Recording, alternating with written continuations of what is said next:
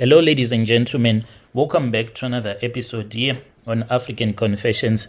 The following story that you're going to be listening to, it comes from a translation of a message that we received, and the translation reads like this.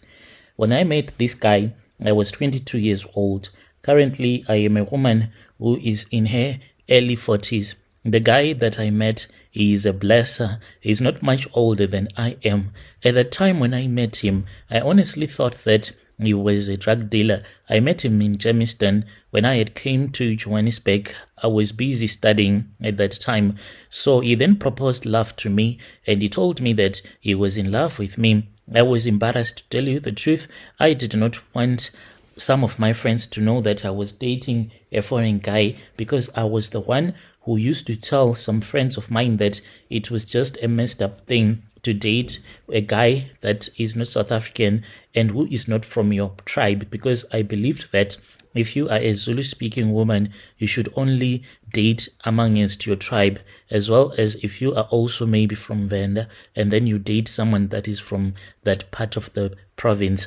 And that is what I honestly believe in, because there are so many problems that will happen if you start to date someone else that is not from your tribe. I used to hear my grandmother say that your ancestors won't be able to communicate so well when you marry from another tribe. So that is the thing that I used to believe in when I was still growing up. Even when I came to Jozi, when I was at university, I will tell my friends that it was not worth it to date a guy that is a foreign national and to date a guy that does not belong from your tribe. So now that I was dating a guy who was not South African, who was from Nigeria, I was going like, what will people say?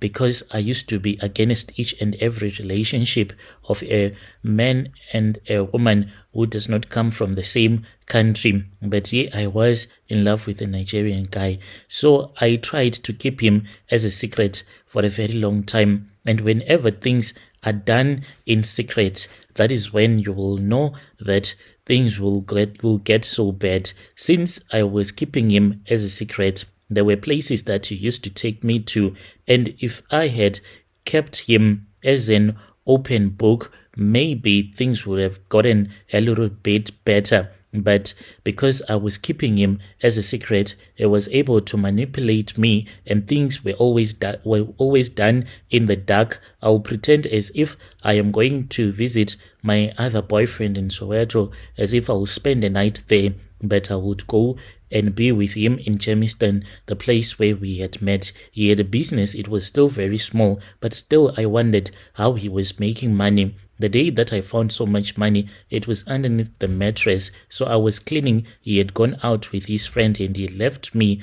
And then I said, a woman is supposed to clean. Let me clean my boyfriend's room. Then as I was busy doing my spring cleaning at his place, that was when I just lifted the mattress, and then I found that there was money underneath the mattress. It was a lot. I told him about the money and I asked him why he kept so much money in his house. Was he not afraid of getting robbed? He just looked at me and he said, who will even dare rob a guy like me? To this very day, me and my partner, we do not even bank our money, unless maybe if it is money that is going through the business. Yeah, that one, it just comes from bank to bank, right, with the transfers and everything. But as for the personal money that we get, the money that we use whenever our business will be like struggling, the money that we use, we always keep it underneath the mattress, and this money, it just magically appears. The first day he did not tell me that the money, it appears to him magically. He just told me to take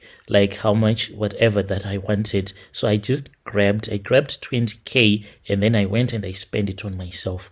You know, when a man has given you a good lifestyle, you do not care if he's Nigerian or not.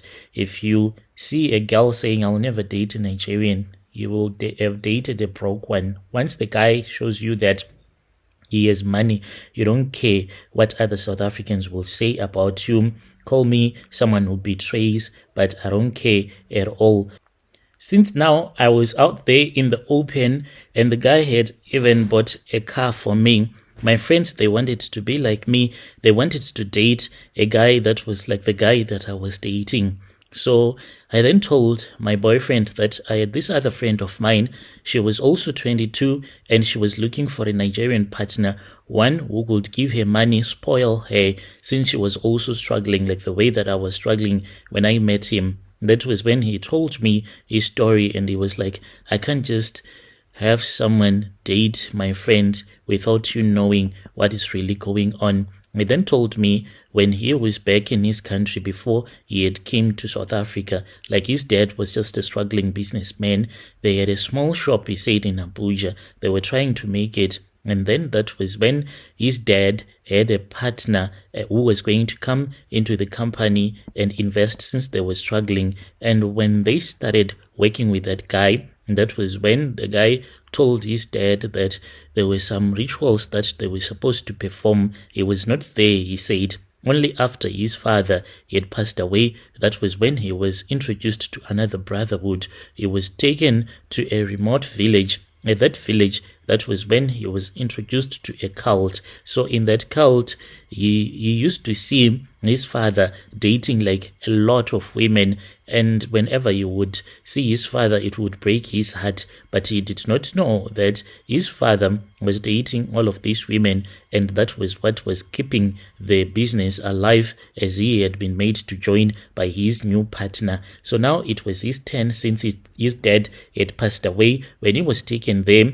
the chief priest told him that he needs to use women, usually your women that are somewhere around 20 to 22, those that are still ripe and fertile and full of life, for these are the women that they sacrifice to their fertility god and goddess. And when he performed his first ritual, a university student from Lagos was the one who was his first sacrifice. He even told me the name. He followed the rituals and then he slept with her. And whenever he sleeps with such a young woman, it will be hard for her to conceive. It will be very difficult according to him. And yes, I have witnessed that.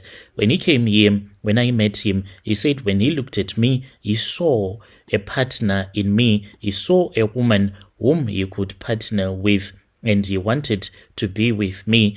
And he did not want to use me, even though I was 22, for the rituals. And when he came here, he started making money with each and every woman that he was sleeping with. He was making money. So that was why he told me that he could not help me to help my friend to get a Nigerian boyfriend.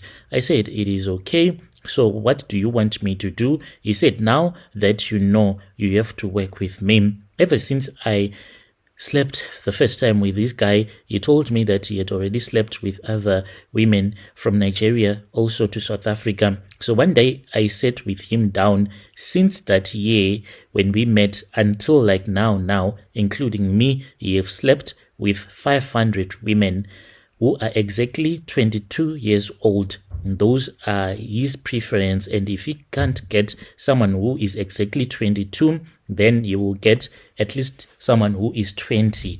We then sat down and we said, okay, this money that we are making that just appears out of nowhere, how are we going to invest in this money? And then I told him that I love real estate, so we have properties here in South Africa. All of them is 20 in total. So we have properties mostly in South Africa, then in his country, Nigeria, and we have 2 more properties in Europe that belongs to our company. And both of us, we are both directors. So we co-own each and everything. So this is how I managed to make it in life. But I feel so sad because of what has happened to those girls. Like some of them, I witnessed them, they got married. I follow them on Facebook. Like you can just see that the woman, even though she's married, but she can't have a child, because when a woman has a child, obviously will post. So like he told me that the women that he sleeps with, they can't conceive, because in that moment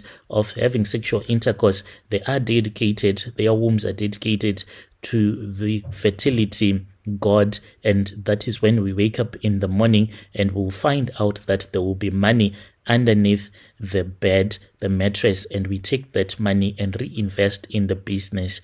This is my own confession. When you post for me, please tell me. I'll follow through in the comment section. Dear listeners, right there was a message that was sent to me by one of our admin who helped us with the translation. Strange things indeed they do happen in this world.